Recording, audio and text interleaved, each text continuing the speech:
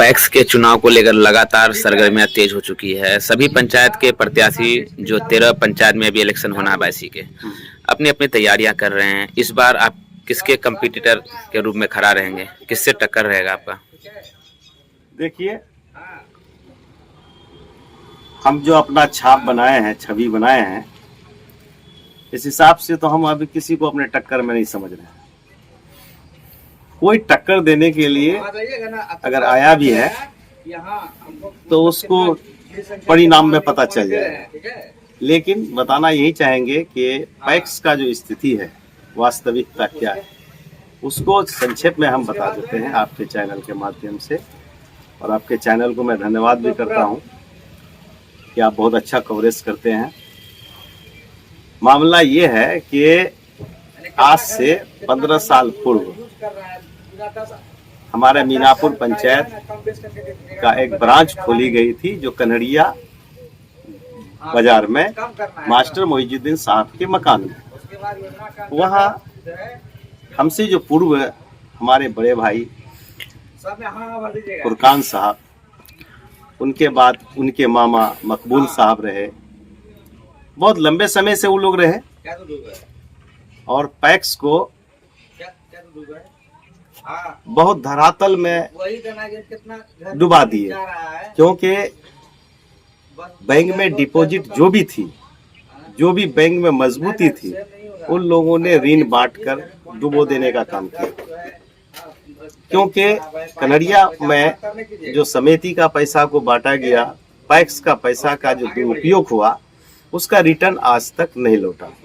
उसके बाद फिर जो है उसमें डेली कलेक्शन का मामला आया, उसमें भी कुछ पैसे कलेक्शन वगैरह का मामला आया।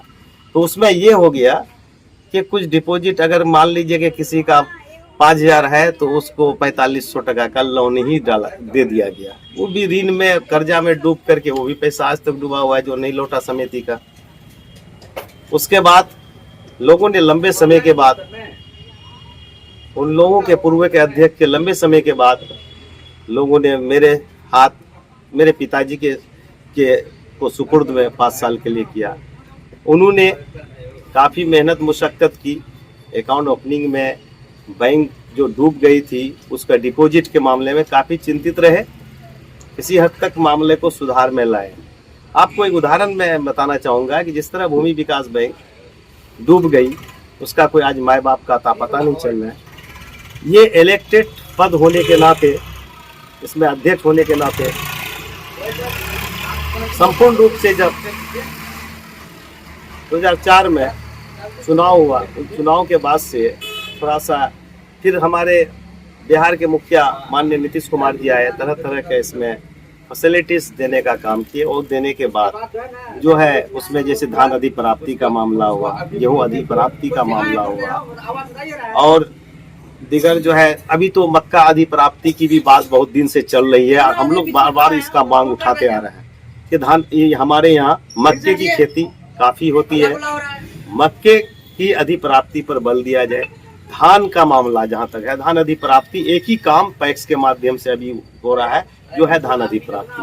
धान अधिप्राप्ति का स्टार्ट होते होते, शुरू होते होते, मील चयनित होते होते किसान का मेन समय चला जाता है। यहाँ मक्के की खेती काफी होती है और तुरंत धान कट ही रहा होता है कि इसके बीच में मक्के की खेती शुरू हो जाती है, जो किसानों को खाद की उपलब्धि उस वक्त जरूरी हो जाती है, पैसे की जरूरत हो जाती है, खाद परचेस करने की जरूरत हो जाती है। तो पैसे की काफी कमजोरी रहने के कारण लोगों जो है बाजार में, मंडी में जाकर के लोग अपना धान बेच देते हैं। जब हम लोग अपना क्रय केंद्र खोलने लगते हैं तो उस वक्त कुछ गिने चुने लोगों में, जो बड़ा किसान है, कुछ लोगों के पास कुछ धान रहती है जो हम लोग 2-4 लोट खरीद पाते हैं, और तब तक सरकार की समर्थन मूल्य से मंडी ऊपर भाग जाती है, जो पैक्स को इसका नुकसान उठाना पड़ता है।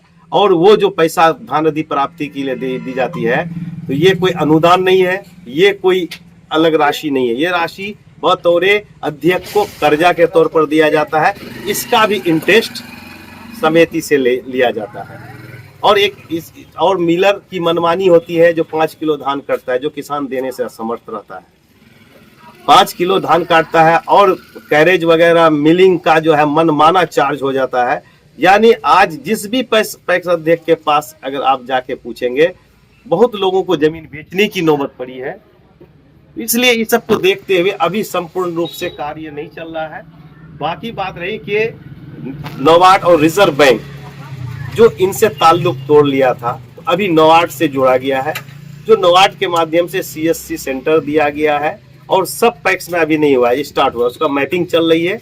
मैपिंग बहुत जगह हो चुकी है, बहुत जगह मैपिंग बाकी है, जो कंप्यूटराइजेशन हो रहा है। तो कंप्यूटराइजेशन जब हो जाएगा, ऑनलाइन, आज भी ऑनलाइन सारा चीज डेटा होता है। लोग विपक्षी का प्रोपेगेंडा फैलाने का मुद्दा जो है मनमाना जो है बेबुनियाद मुद्दा सब लोग उठा रहे हैं, बोल रहे हैं ट्रैक्टर का माना, ट्रैक्टर भी अगर दिया है, जिस तरह के जीविका को दिया उसी तरह एक जो है समिति को भी दिया।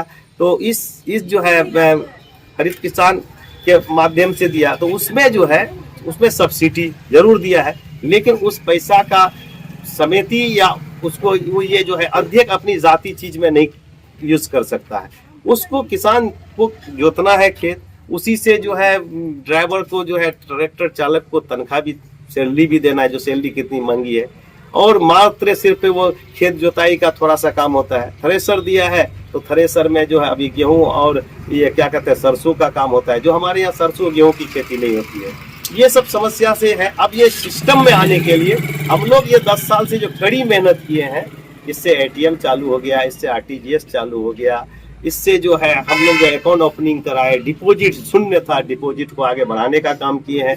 ब्रांच की स्थिति जो ऐसी थी कि टूटे फूटे मकान में था, अभी उसको जो है अभी जो 22 जो है मंसूर होटल के बगल में शिफ्ट किया गया है हम लोगों के शासनकाल में, उसको भी बड़े अच्छे ढंग से ब्रांच को सजाया गया है।